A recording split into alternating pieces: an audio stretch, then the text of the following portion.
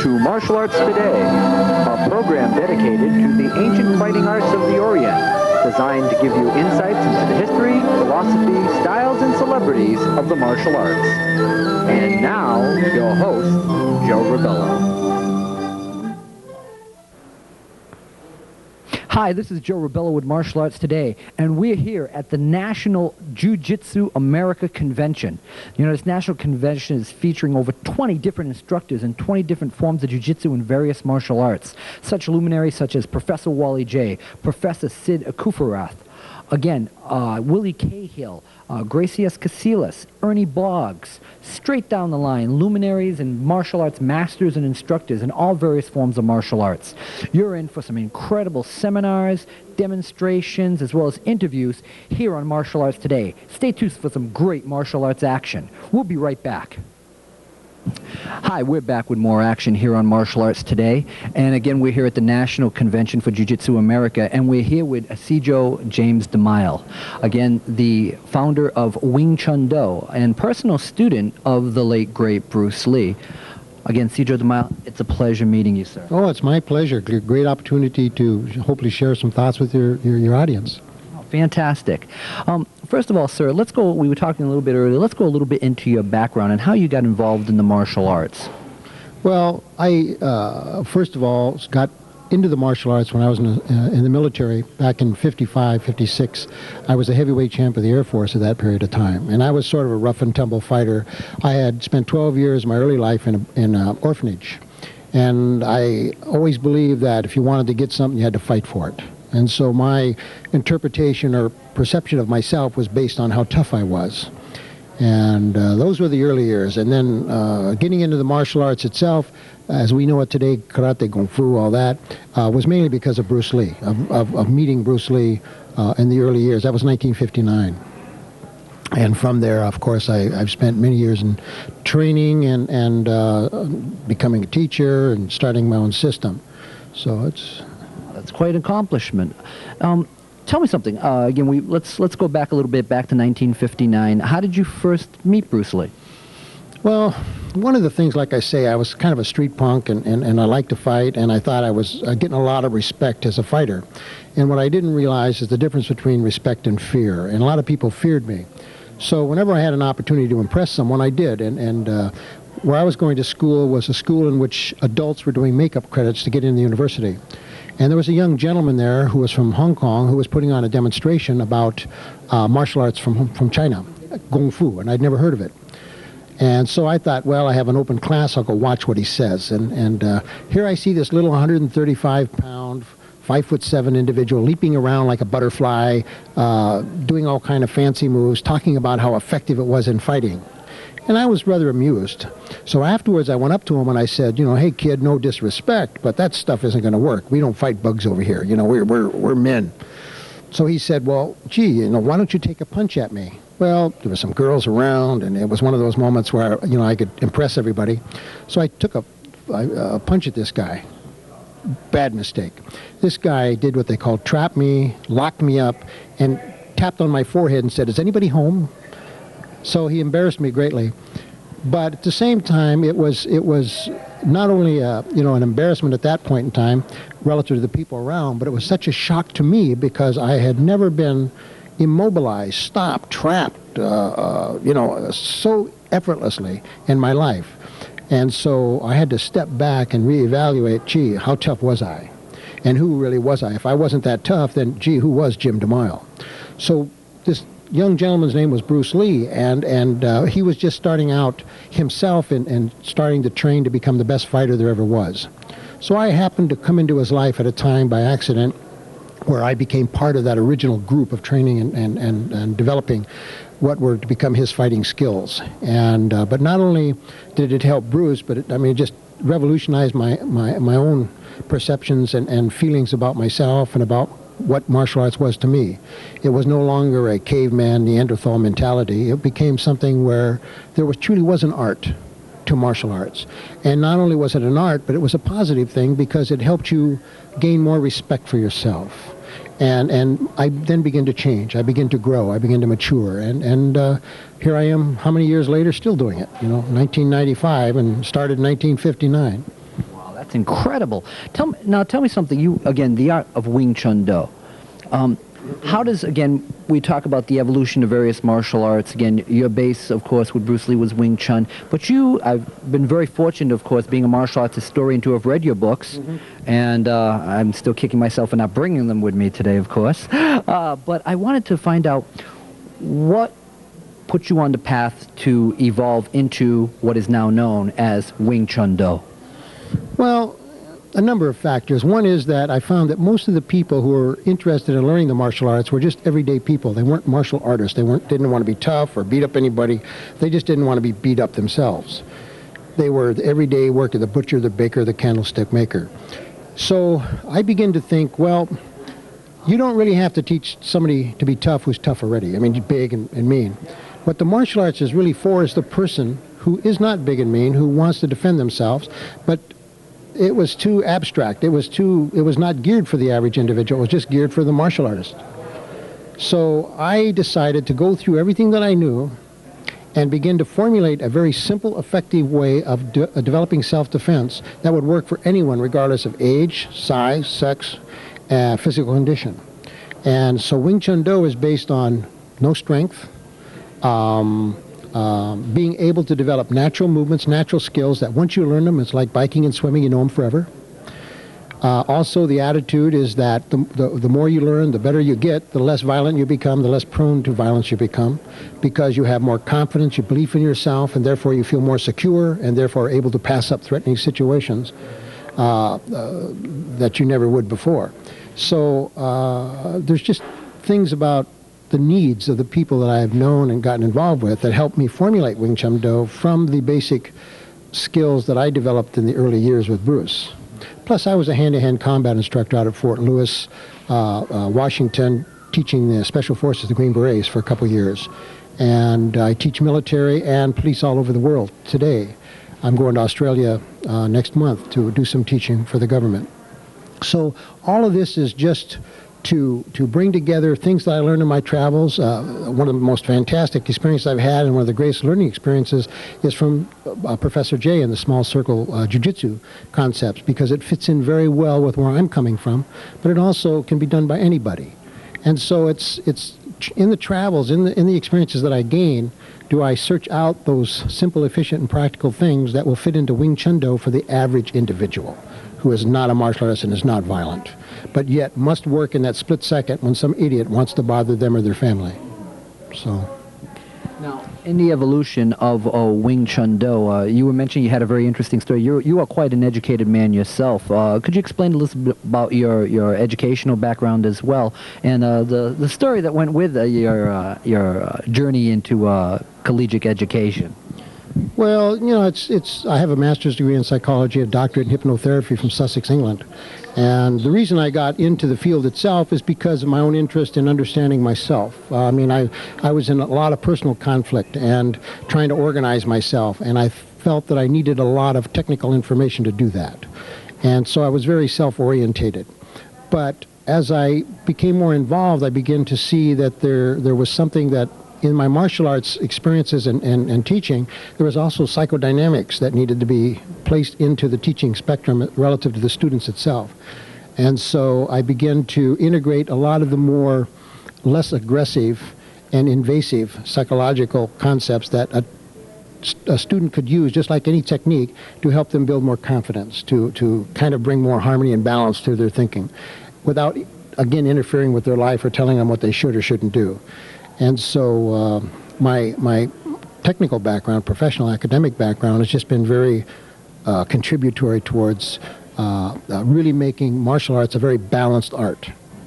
And it's given me a tremendous amount of satisfaction to see the results over the years as students not only grew physically in their competence relative to self-defense, but in just the belief and the excitement about who they are and what they could accomplish as a person. Well, that's so refreshing to hear, again, developing, and we talk about it so many times in the martial arts, but here is yet another example of developing individuals mentally and psychologically as well as physically, so that, as they always say, the battle begins in the mind, and to achieve that state of harmony. Tell me, again, for the average person who is not familiar with Wing Chun, could you explain a little bit about the base of Wing Chun Do in the physical realm and a little bit about the art itself? Okay, well, Wing Chun itself is a classical system started about 400 years ago in China. And it's a beautiful system. It's a very flowing, very dynamic, very efficient system. However, when Bruce Lee came to the United States, he found that the potential aggressive people over here were much bigger and stronger and were difficult to hurt. So although the techniques were very effective in many ways, they lacked certain features to really effectively, efficiently take out a much larger Western fighter. So he began to modify certain things about the speed and the power and the control of the opponent. Somebody who might be 200 pounds more than him. Well, in my own evolution of Wing Chun Do, what I did is I looked at the concepts I had learned from Bruce Lee and decided, well, wait a minute, many of these things were designed for Bruce Lee. He wanted to become the best fighter. Therefore, although they were very effective for Bruce Lee, were they going to be effective for Mary Jane down the street or this kid or whatever? And a lot of it really needed to be tweaked and changed a little bit so it became more universal. Things about speed and power, technical techniques. And so when I began to study, the history of the system and everything else, that relative to Wing Chun, I began to see that there were certain features that anybody could do. And so when I began to develop Wing Chun Do, I began to look at the type of person who was going to learn and design the actual techniques to fit these people. Rather than to try and make the person adapt to the technique, what we had is sort of a concept that was adaptable to fit the individual so they could stay the individual they were. They could stay the nice person. The woman could maintain that whatever feminine quality she wanted to without becoming macho. The guy who was macho could develop soft, flowing, explosive techniques without being effeminate. I mean, there was a balance in the way that it was designed and structured so that it would fit our culture without it becoming, again, that macho mentality that most people think of in the martial arts, the tough guy. Yeah, that's Neanderthal thinking and past. Now, with Wing Chun Do, again, in the evolution of the different arts that Bruce Lee taught, and eventually with the understanding of, we don't even like to use it again, as we say, it's not an art, it's not a style, it's not a system. The understanding of what is known as Jeet Kune Do, for lack of a better term. You didn't get it. You were. Before that, a lot of people don't realize that you were there in the early days in Seattle, before he went to California, before the days of Dan Inosanto and many other people are involved in the evolutionary process in that concept. So, but yet, you've achieved the same goal. As far as the understandings of tailoring the art to the individual. I think the thing you have to understand, over the years I've heard this thing, Jeet Kune Do, and people, and I know Danny Inosanto, have tremendous respect for him. But the thing I've always felt about Jeet Kune Do is it didn't exist.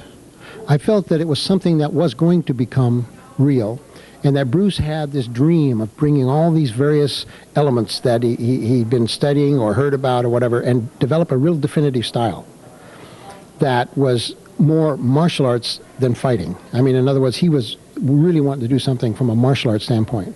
However, there was a distinct difference between the early years when he wanted to be a fighter. Everything when you're a fighter, mentally, the way you focus, the way you train is totally different than when you're thinking of the art itself, the broader spectrum.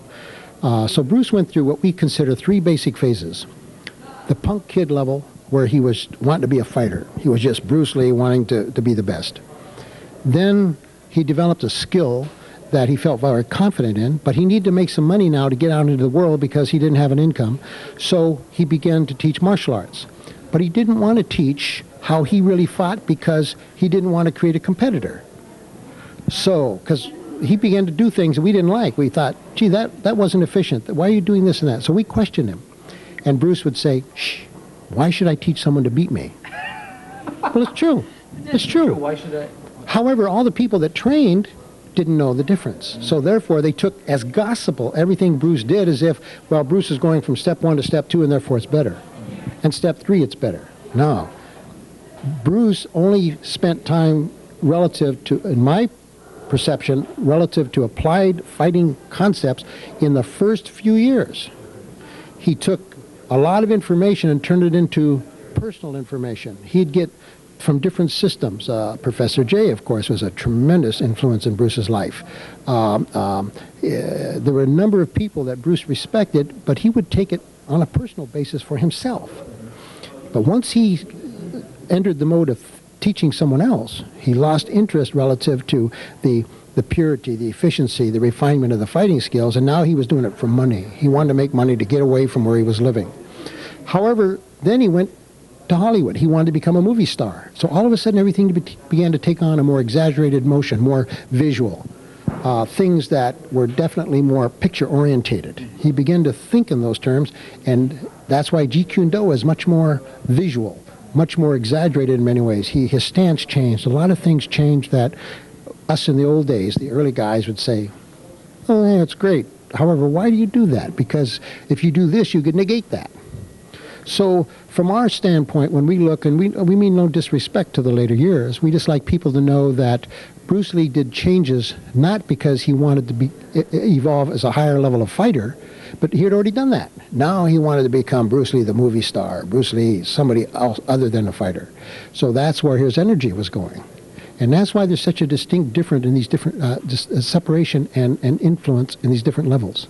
So the fighting stage was the punk kid. The kid that I knew was Bruce Lee, not Bruce Lee, the amazing martial artist, but Bruce Lee, the tough kid who knew some really neat stuff. And so Jeet Kune Do, to me, it's like a big word that has no meaning whatsoever, and they make it even worse by giving it a vagueness, a romanticism lost in mysticism of, do your own thing, Well, I mean, that's a little too vague for the student who doesn't know how to do anything. And Bruce's thing was, if you're going to train, you want quick, positive results. And the present-day Jeet Kune Do, from I've seen it, you talk to 5 Jeet Kune Do guys, you're going to 5 different Jeet Kune Do. Exactly. And again, no disrespect, but if a person wants to learn something, then what is that something? And JKD is not a specific thing. And in order to learn something, it needs to be more structured as a specific thing to follow, to learn. And so this is the problem today, in the present day, relative to trying to define martial arts and what is a system and what is JKD and whatever. Wow, that's some fantastic insights, and we really appreciate you taking the time. That's fantastic.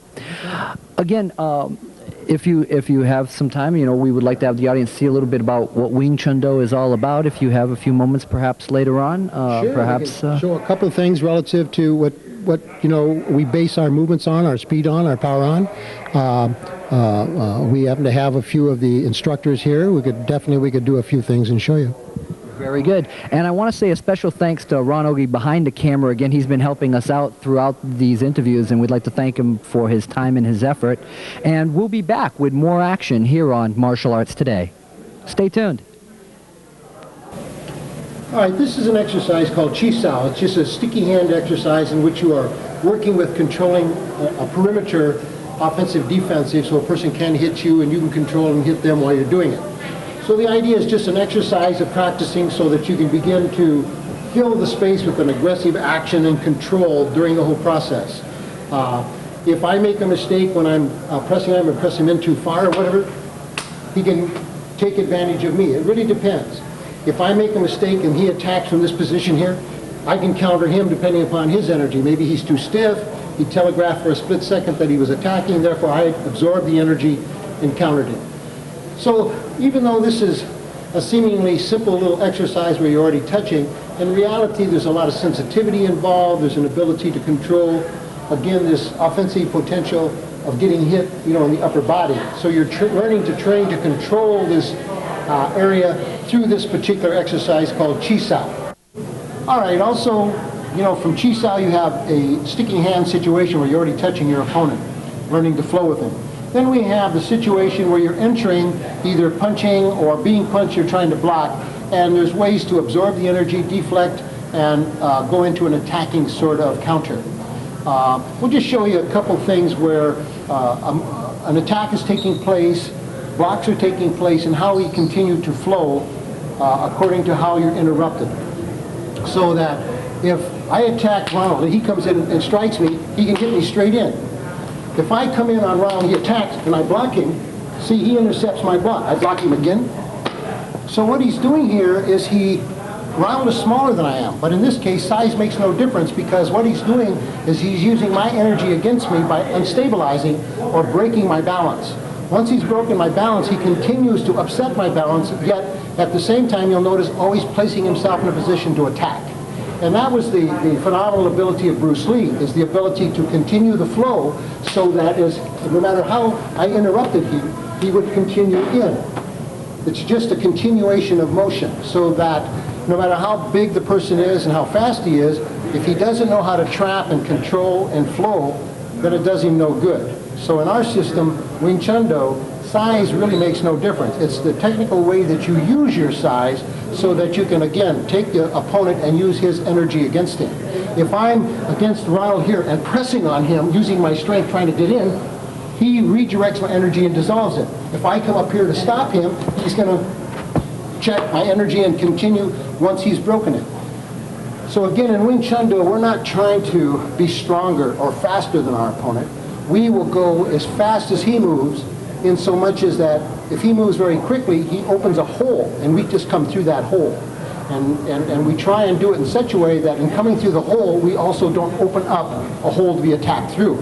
So you'll notice when Ronald is doing something here and attacking, and I block him, he's always checking me. He has me here where I cannot counter him. If I do happen to come up, he keeps on checking me. If I come back, so you'll notice it isn't that he just attacks. He at the same time is defending, but what you cannot really appreciate on camera is that also as I'm coming in from these positions here, I cannot kick because he has me grounded by his pressure. His energy is forcing me down slightly, so if I try and kick or raise my leg, I can't do it because my legs are part of my stability.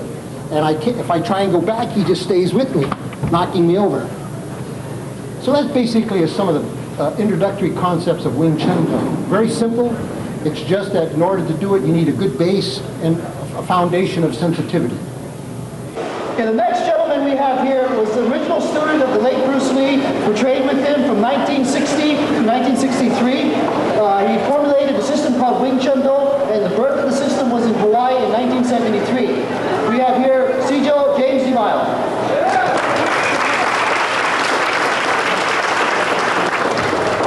Thank you very much. We only have a few minutes since we're running a little late, so we're going to have Ronald Ogie, who is one of the longest students that I've had since 1974 to date. He's going to do a few things in trapping, closing, and just give you an idea of how you turn entry trapping into a little jujitsu. So he's just going to go through a few scenarios for you. First is being able to do it slow and be able to show the sequence of motion, being able to follow up, and not just hit the individual and terminate him by blowing him away, but turning it into a submission or a control technique. The idea is to sort of overwhelm, cause the individual not to be able to go back into an offensive action, and then again, terminate him either by trapping or taking him down. As you can see, probably that it hasn't been rehearsed, so Jim will just have to stick with it. The reaction we like to have is that kind of go the way you feel. If you're another martial artist, very often you'll try and react in martial arts. But in a street fight, if somebody comes on you very quickly, absorbing your energy, smash, crunch, mangle, your reaction is just what we call a startle reaction. And that's what Jim's sort of doing. He's just trying like hell to stop him getting smacked. Very good. The thing is just to keep the flow going until the individual is terminated. Being able to do whatever it feels like, but that's very natural to you. You notice he's on him like a bad smell. This is because once you're inside and you need to control the individual, you can't let him escape. Yes!